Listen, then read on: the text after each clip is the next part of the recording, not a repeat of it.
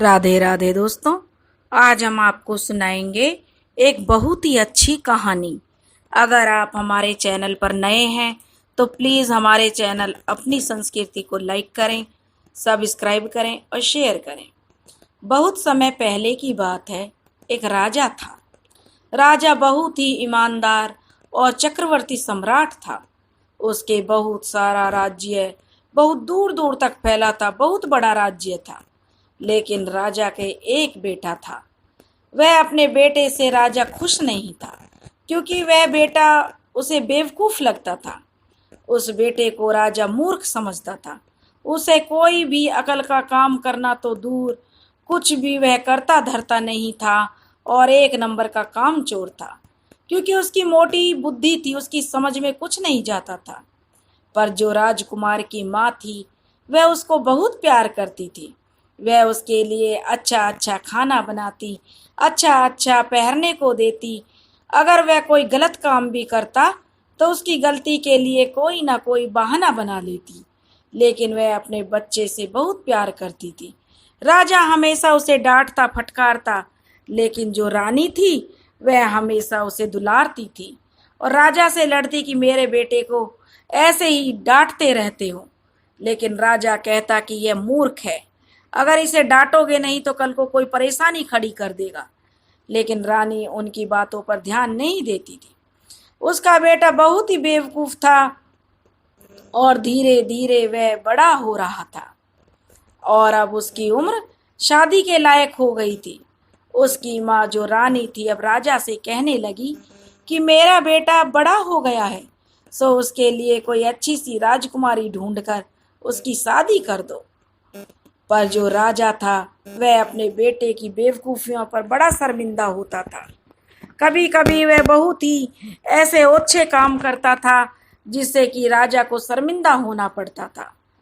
उसने अपने मन में यह तय कर रखा था कि वह उसकी शादी कभी नहीं करेगा, क्योंकि यह मूर्ख है। अगर वह किसी की बेटी के साथ इसकी शादी कर भी देगा तो क्यों दूसरे की बेटी की जिंदगी खराब करे, क्योंकि राजा बहुत ही सज्जन व्यक्ति था। लेकिन जो उसकी माँ थी वह शादी की बहुत चिंता कर रही थी। इस मेरे बेटे के साथ के जितने भी लड़के हैं सबकी शादी हो गई, मेरे बेटे की शादी नहीं हुई, आप मेरे बेटे की शादी कर दो। लेकिन राजा उसकी बात को अनसुना कर देता और शादी वाली बात को टालता रहा। लेकिन उसकी माँ जो रानी थी वह अपने बेटे की शादी का सपना देख रही थी, क्योंकि हर माँ चाहती है कि उसके बेटे की शादी हो, बहू घर में आए। तो रानी भी यही सोचती थी कि मेरा बेटा बड़ा हो गया है और मैं कब उसकी शादी करूँगी। वह सारी उम्र कुंवारा थोड़ी ही ना बैठा रहेगा। वह सोच भी नहीं सकती थी और वह उसके लिए तैयार थी कि हाँ मुझे उसकी शादी करनी है। लेकिन राजा के मन में क्या चल रहा था वह उसे नहीं जानती थी। सो उसने अपने बेटे की शादी की बहुत कोशिशें की। उसने अपने पति जो कि राजा साहब थे उसकी अक्लमंदी के कई लक्षण बताए, कई अक्लमंदी के काम बताए कि मेरा बेटा बेवकूफ़ नहीं है, वह अकल से काम लेता है। लेकिन राजा उसकी शादी कर दे, पर राजा शादी करने के बजाय उनकी बातों से चिढ़ जाता और चिड़चिड़ाहट में वह उस राजकुमार और रानी को डांट देता। अब एक दिन की बात है। एक दिन जब उसकी पत्नी जो रानी थी अपने बेटे की तारीफ किए जा रही थी तो राजा जो है चिढ़ गया और क्योंकि वह जब बार बार कोई कहेगा तो चिड़चिड़ाहट होने लगती है। तो वह अपनी पत्नी से बोला, देखो तुमसे मैंने कितनी बार कह चुका हूँ कि तुम्हारा बेटा मूर्ख है, यह शादी नहीं कर सकता। मैं किसी दूसरे की लड़की की ज़िंदगी खराब नहीं कर सकता। यह मुझे अगर साबित करके दिखाए कि मैं मूर्ख नहीं हूँ, कुछ कमा सकता हूँ ज़िंदगी में, और तो मैं इसकी शादी करने के लिए सोच सकता हूँ। लेकिन इसे यह साबित करके दिखाना होगा, क्योंकि मुझे तुम्हारी किसी भी बात पर बिल्कुल भी विश्वास नहीं है। जो तुम कह रही हो उसमें ज़रा भी सच है, क्योंकि कुछ नहीं लगता मुझे कि माएँ तो अपने बच्चों की गलतियाँ छिपाती हैं। माँ अपने बच्चे के प्यार में अंधी होती है। खैर, तुम्हारी संतुष्टि के लिए मैं इस बेवकूफ़ मूर्ख को एक और मौका देता हूँ। तुम उसको मेरे पास बुलाओ और उसको ये 3 पैसे दे दो और उससे कहो कि वह बाजार जाए और इसमें से 1 पैसे की कोई एक ऐसी चीज, जो 3 पैसे हैं, कोई ऐसी चीज खरीद कर लाए जो उसके अपने लिए हो। दूसरा पैसा वह नदी में फेंक दे और तीसरे पैसे से वह ये 5 चीजें खरीदे, कुछ खाने के लिए हो, कुछ पीने के लिए हो, कुछ चबाने के लिए हो और कुछ बगीचे में बोने के लिए हो और कुछ गाय को खिलाने के लिए हो। अगर वह ये 5 चीजें खरीद लाएगा तो मैं खुशी खुशी उसका विवाह किसी योग्य लड़की से कर दूंगा। माँ यह सुनकर बहुत खुश हुई कि अब कम से कम उसके बेटे को अपने आप को साबित करने का मौका तो मिलेगा। सो तुरंत ही उसने अपने बेटे को बुलाया और उसे 3 पैसे देकर उस राजा साहब को, जो राजा साहब ने बात बताई थी, वह सारी बात उसको समझा दी। बेटे ने भी अपनी माँ से पैसे लिए और बाजार की तरफ चल दिया। बाजार जाकर उसने 1 पैसे का कुछ अपने लिए खरीदा और खा लिया। उसके बाद वह नदी के पास आया और दूसरा पैसा नदी में फेंकने ही वाला था कि उसकी इस बेवकूफ़ी समझकर वह रुक गया। वह सोचने लगा कि नदी में पानी में पैसे फेंक दूंगा तो बर्बाद हो जाएगा, और उसे अपनी बेवकूफ़ी समझ ली उसने और रुक गया। उसको नदी में फेंकने से भला क्या हो सकता है, वह सोच रहा था। अगर मैं 1 पैसा नदी में फेंक देता हूँ तो मेरे पास केवल 1 ही पैसा बचेगा, और फिर इस 1 पैसे में मैं ऐसा क्या खरीद सकता हूँ जो खाने का भी हो, पीने का भी हो, चबाने वाला भी हो और बगीचे में बोने वाला भी हो और साथ में गाय भी खाने वाली हो, जैसा कि उसकी माँ ने उसको समझाया था। अगर मैं इसे नदी में नहीं फेंकता हूँ तो इसका मतलब है कि मैं माँ का कहना नहीं मानता हूँ। अब वह राजकुमार बड़ी दुविधा में था। एक तो वह मूर्ख था, दूसरा वह यह दुविधा में पड़ गया। वह इसी सोच में खड़ा था कि किस्मत से उसी समय वहाँ से एक लोहार की बेटी जा रही थी। उसने देखा कि नदी के किनारे एक लड़का उदास खड़ा है। उसने उसको वहाँ खड़े देखकर उससे पूछा कि क्या बात है, तुम इतना उदास क्यों खड़े हो। उसने उस लड़की को बताया कि उसकी माँ ने उससे कहा है जो कि 3 पैसे दिए हैं, 1 पैसे में कुछ खरीद लो, 1 पैसे में मुझे 5 चीज़ें खरीदनी हैं और तीसरा पैसा मुझे नदी में फेंकने के लिए कहा था। पर यह तो बेवकूफ़ी है ना, अगर मैं नदी में पैसा फेंक दूंगा तो। लेकिन वह करे तो क्या करे, उसकी समझ में नहीं आ रहा।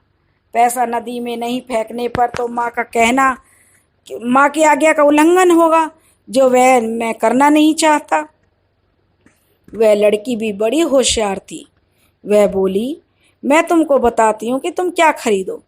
तुम जाकर 1 पैसे का तरबूज खरीद लो और तीसरा पैसा अपनी जेब में रख लो, उसको तुम नदी में मत फेंको। अब राजकुमार बोला, तरबूज? लड़की ने कहा, हाँ, तरबूज खरीद लो। वह आगे बोली, देखो, तरबूज तुम्हारी माँ की सब शर्तों को पूरा करेगा। वह खाने की भी चीज़ है और वह पीने की भी चीज़ है, वह चबाने की भी चीज़ है और वह ज़मीन में बोने के लिए भी कुछ देगा और वह गाय को खाने के लिए भी कुछ देगा।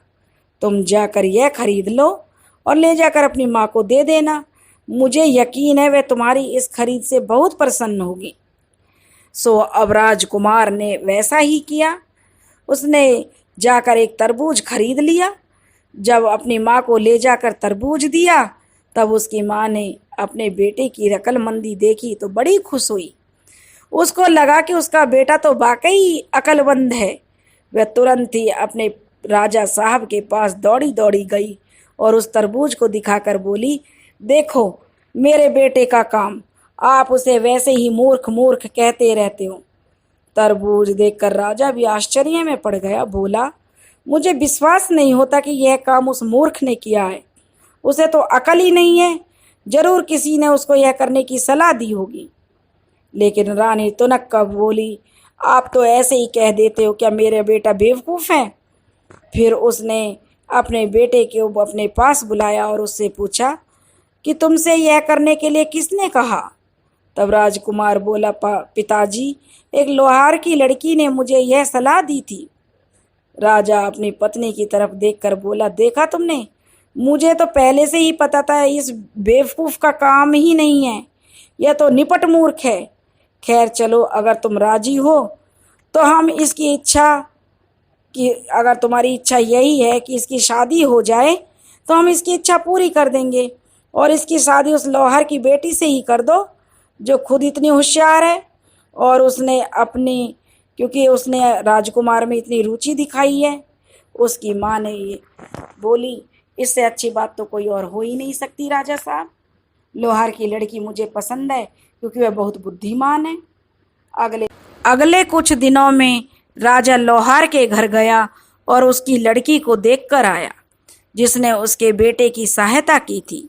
जब राजा उसके घर पहुंचा तो लड़की ने ही दरवाज़ा खोला।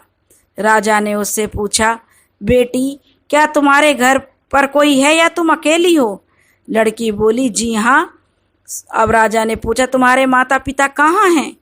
तो वह बोली, मेरे पिता एक कौड़ी का लाल खरीदने गए हैं, मेरी माँ शब्द बेचने गई है, पर वे लोग जल्दी ही आने वाले होंगे।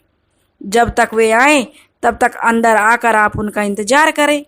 लड़की की बात सुनकर राजा कुछ सोच में पड़ गया और कुछ ना कुछ समझते हुए कहने लगा, तुमने क्या कहा? तुम्हारी बातें, तुम्हारे माता पिता कहाँ गए हैं?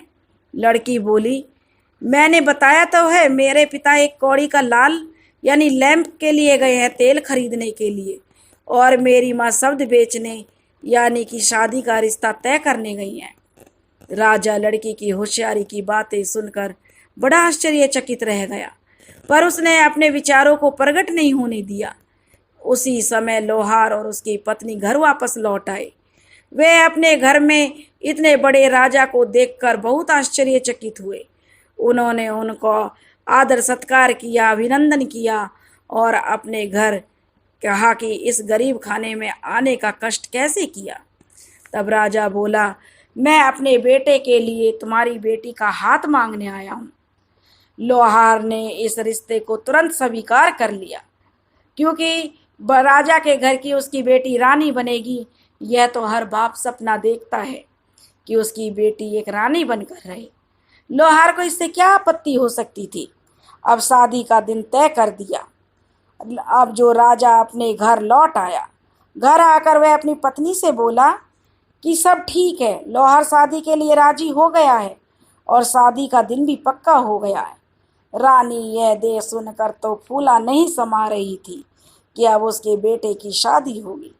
तुरंत ही यह खबर सब जगह फैल गई, लोहार की बेटी की शादी राजा के बेटे से हो रही है।